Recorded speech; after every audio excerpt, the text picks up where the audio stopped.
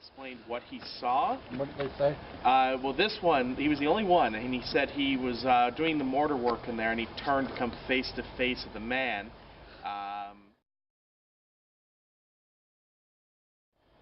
And when he opened his mouth, human voice did not escape, but instead was the screaming of 1,000 tortured souls.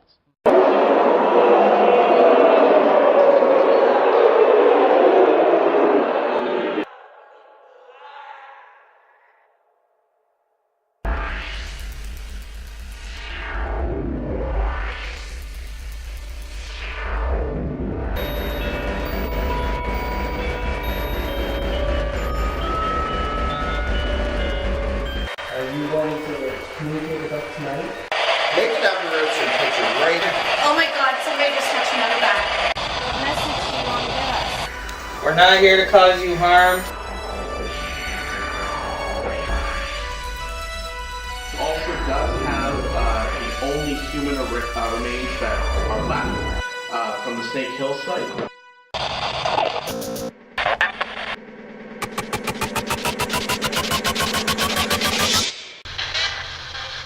I'm dead. On October 26th, the old Cobourg jail was kind enough to let us come and do an investigation.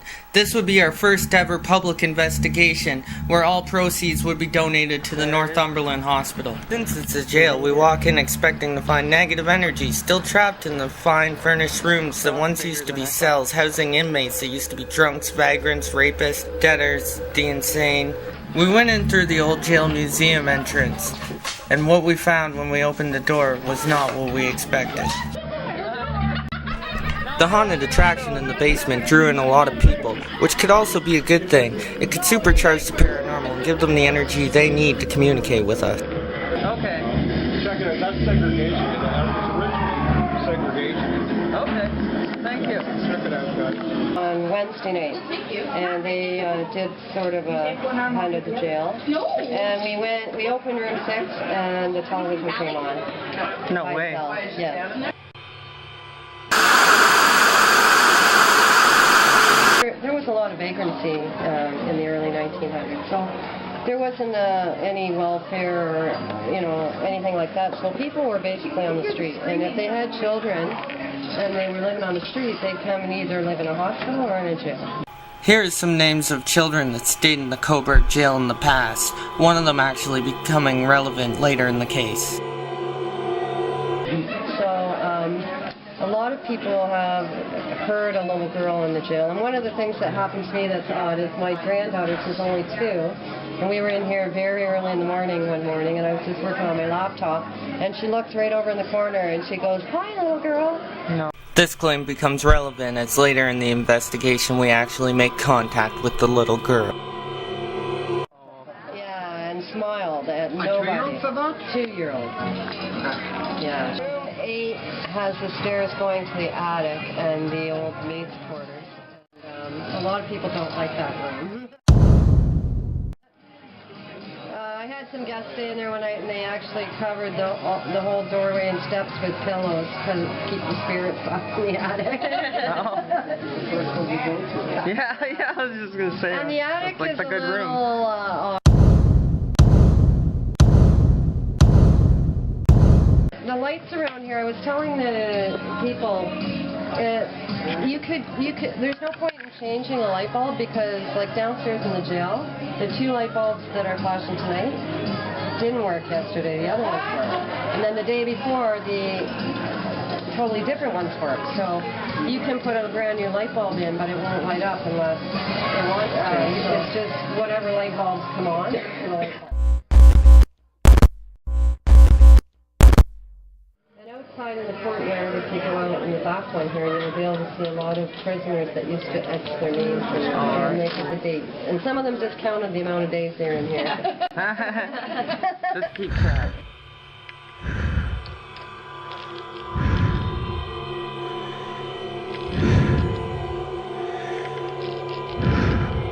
The other night, the girls, and they double-checked this whole place, their job at night is to lock the whole pub up and turn everything out. Now this never gets turned out here. for the hotel guests, but downstairs they turn everything off, all the televisions, all the lights, and then they come in the morning, everything's on. We head up to the second floor and begin with an EVP session. We catch a lot of interesting things. Cold spot on my back.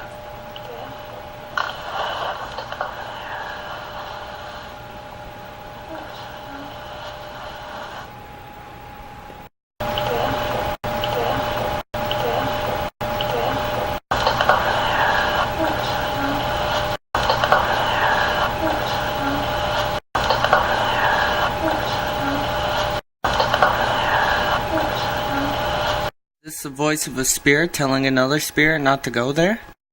Here's another response we captured. Do you like Ashley?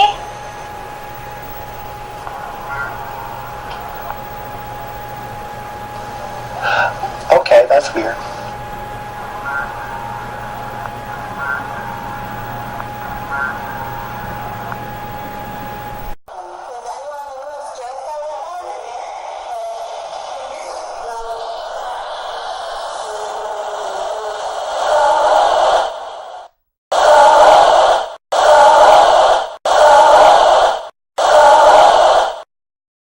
After trying the EVP sessions in a couple different rooms, we decided to see if we could communicate using the ghost box. Do you want us to go? I'm not getting anything. And that kind of helps us, so later a voice does come through that. We haven't been getting anything right now, and it's gone through all the radio stations, so if we were going to get a voice from a radio station, we'd already hear it. Despite capturing nothing with the ghost box, we did get a couple great photographs of some spirit orbs, described as balls of light or energy. While conducting our investigation on the second floor, we captured multiple spirit orbs in a couple of our photographs. Our public guest Ashley, who was called very pretty earlier in the investigation, claimed that she felt pressure pushing down on her hand as if someone was holding on to it. We snapped multiple photographs and caught this orb hovering above her hand, which slowly hovers up, as you can see in the photographs.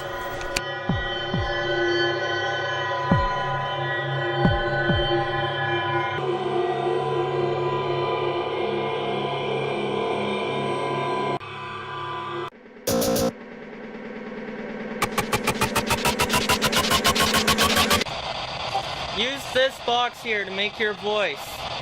We'll all be able to hear what you have to say. Yell into the box on the floor as loud as you can.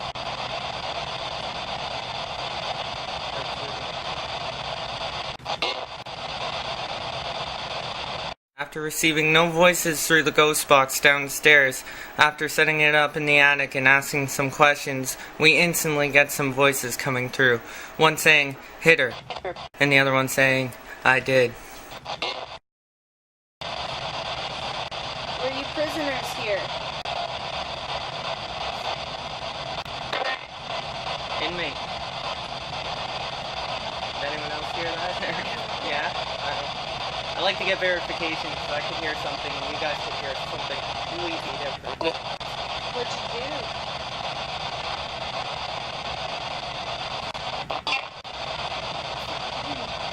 I got the recorder so we can listen back and see if... Yeah? Here's those voices again, one responding to a question. Were you prisoners here? Responding with inmate. This unique response, which appears to have a Scottish accent. This vulgar, two-syllable response. Can you tell me your name, please? Jack?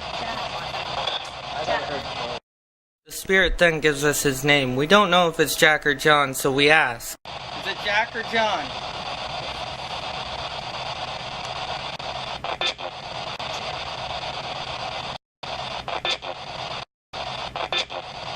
Amazingly, the spirit responds with first one. Can you please tell us how many are here?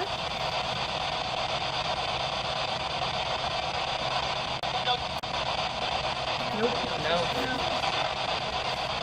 Why not? Is someone stopping you from telling us?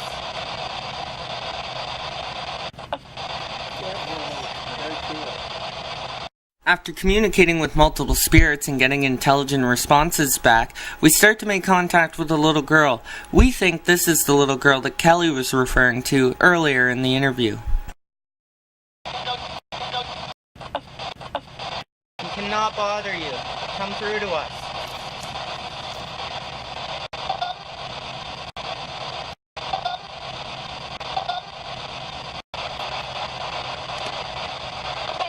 And she looks right over in the corner and she goes, "Hi, little girl." No. What is the woman's name?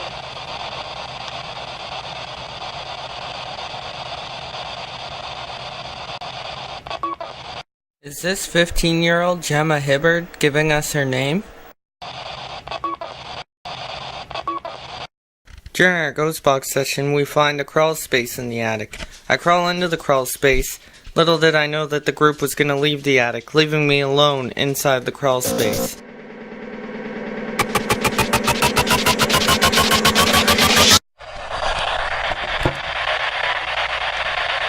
I can hear you.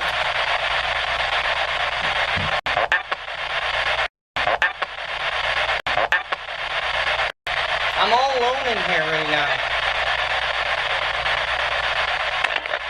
This spirit says, "Danger." Is he warning me of impending danger as I'm in here in the crawl space alone? Oh, fuck. Say something.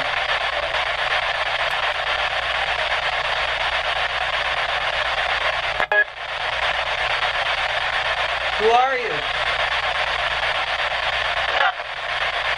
I hear a noise come from the other part of the attic, so I decide to leave the crawl space and go investigate. I leave the recorder in the ghost box recording.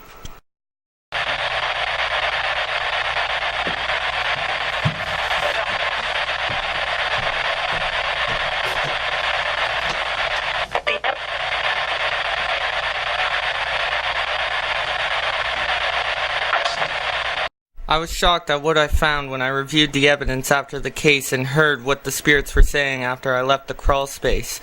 One saying, "Look out," the other one saying, "Is he out yet?" and the last one in a dark, deep voice saying, "Ice him."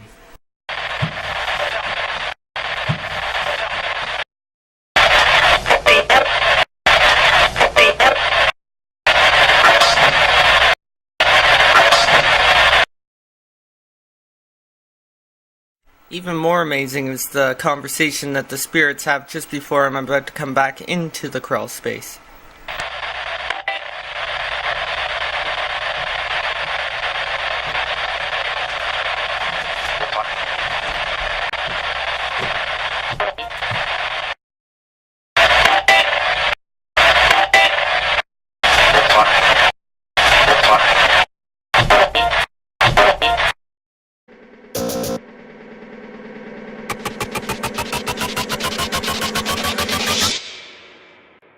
We investigate a couple more spots. Having only a couple of personal experiences, we decide to wrap up the investigation with a long drive home. In conclusion, I can say the Cobourg jail is haunted after catching multiple visual evidence, audio evidence, and evidence coming through the ghost box, also personal experiences. Even though we encountered some dark energies, this is expected since it was a jail who housed some of the worst in Canada. Although, they do not seem to be a threat to anyone of the living.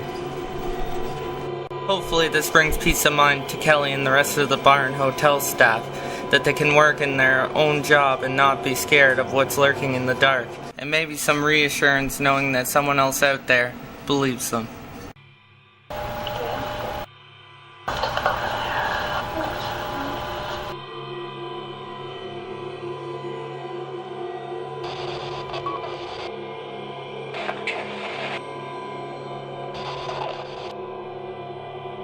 How old are you?